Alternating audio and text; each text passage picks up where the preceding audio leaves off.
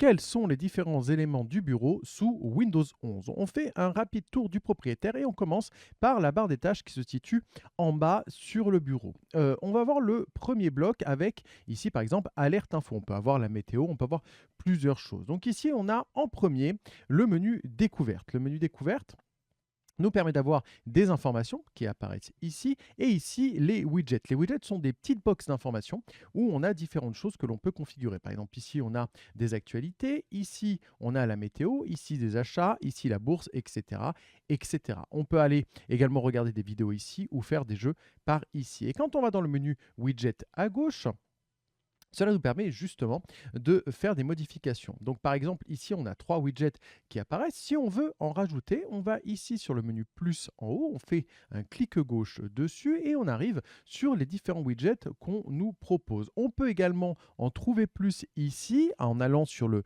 Microsoft Store, qui est l'endroit, la boutique de Microsoft, et on peut également ajouter un widget par ici. Quand on fait le plus, ça va rajouter le widget qu'on a sélectionné dans notre barre. On peut également, si on va dans le petit menu en bas à gauche avec la roue crantée, donc les paramètres de cette fenêtre, si vous faites un clic gauche dessus et que vous l'ouvrez, vous allez atterrir sur ce menu et on peut faire plusieurs choses intéressantes. Premièrement, vous pouvez désactiver tout simplement le menu découverte ici. Donc si vous faites un clic gauche dessus, vous allez pouvoir désactiver ce menu et regardez bien ici en haut à gauche, hop, je désactive ici et le menu va tout simplement disparaître.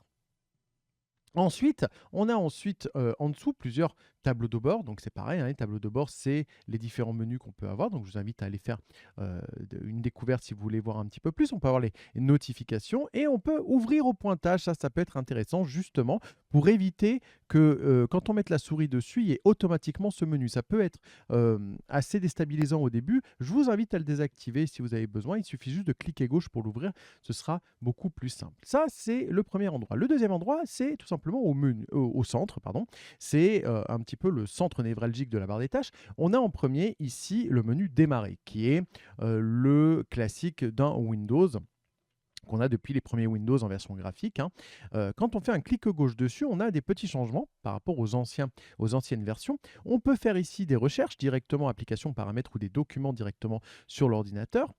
On a ici les applications qui sont épinglées. On peut en épingler d'autres si on veut pour avoir des raccourcis rapides. On trouve par exemple les paramètres, ce qui peut être pratique. Et ici, les recommandations, c'est en règle générale les documents qui sont le plus ouverts. On peut également faire un clic gauche ici sur le bouton Tous, ce qui va nous donner accès à toutes les applications qui sont installées directement sur l'ordinateur. Également ici, on a le bouton qui nous permet d'arrêter l'ordinateur, de le redémarrer, de le mettre en veille ou à ce moment-là de verrouiller notre session. On a également une barre de recherche ici si on veut faire une recherche plus rapide et ici on a des icônes qui sont épinglées et on peut également, comme le menu qui est ici avec les différentes icônes, on peut également mettre des raccourcis ici pour plus de praticité.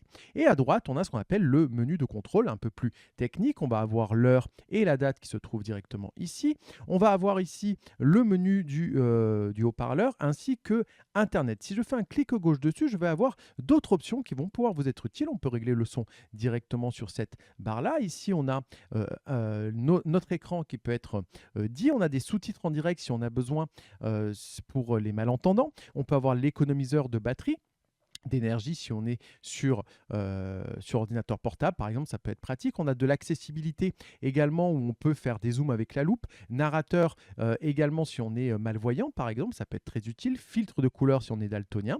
Des sous-titres qu'on retrouve, etc., etc. De l'accès vocal si on veut interagir avec la voix. Donc, n'hésitez pas à aller tester ces différentes applications qui peuvent vous être utiles, ces différents menus. D'accord.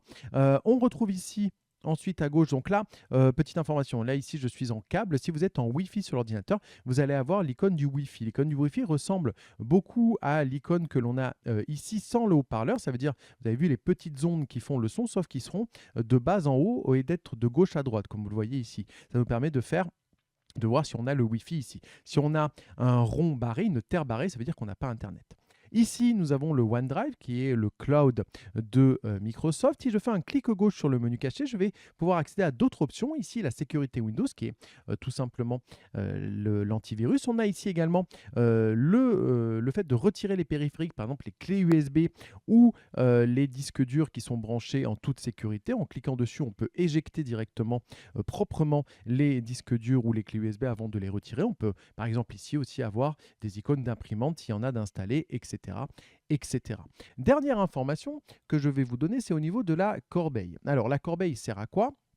Ça vous permet d'avoir un sas de sécurité quand vous voulez supprimer un fichier. Par exemple, je vais vous montrer ici, je vais créer un fichier texte pour l'exemple. Donc je fais un clic droit, je vais dans Nouveau, je fais Document texte. OK, on a l'onglet, enfin l'icône Nouveau document texte. Donc pour supprimer, on a plusieurs options. La première, je fais un clic droit dessus et j'ouvre ce menu et je vais avoir cette barre qui est en haut. Alors si elle n'apparaît pas, regardez bien si elle est bien en bas, parce qu'elle peut être dans les deux endroits, et je vais avoir ici supprimer. Je peux retrouver également supprimer en allant dans afficher d'autres options, en faisant un clic gauche dessus et en retrouvant ici l'option supprimer. Je peux également faire une touche avec le clavier qui s'appelle supprimer, qui s'appelle supr en général, et si je clique dessus, cela va enlever le fichier. Si je passe par ces moyens-là, ils vont atterrir dans la corbeille. La corbeille nous permet de dire et de vérifier par exemple si on a effacé un fichier par erreur, ce qui peut arriver, on peut le restaurer. Donc, si je fais un clic gauche dessus, je vais avoir le document et je fais du coup un clic droit. Et là, je vais avoir restauré ici. Si je fais le clic gauche dessus, vous allez voir, il va réapparaître là où il était. Ça permet d'avoir un sas de sécurité. Une petite information, si vous voulez supprimer le fichier sans avoir à passer par la corbeille et en étant sûr évidemment de supprimer directement le fichier, vous pouvez faire un raccourci clavier. Un raccourci clavier, c'est quoi? C'est le fait de faire une association de touches ou une touche pour faire une action sur l'ordinateur. Et ici, si je veux supprimer et outrepasser la corbeille, je peux faire la touche majuscule ou Shift, rester appuyé dessus et ensuite appuyer sur la touche supprimer. Je vais avoir ce message qui apparaît qui me dit « Voulez-vous vraiment supprimer ce fichier de façon permanente ?» Si je fais « Oui », à ce moment-là, je peux faire « Entrée » ou le clic gauche. Le fichier ne va pas passer par la corbeille et sera directement supprimé de l'ordinateur.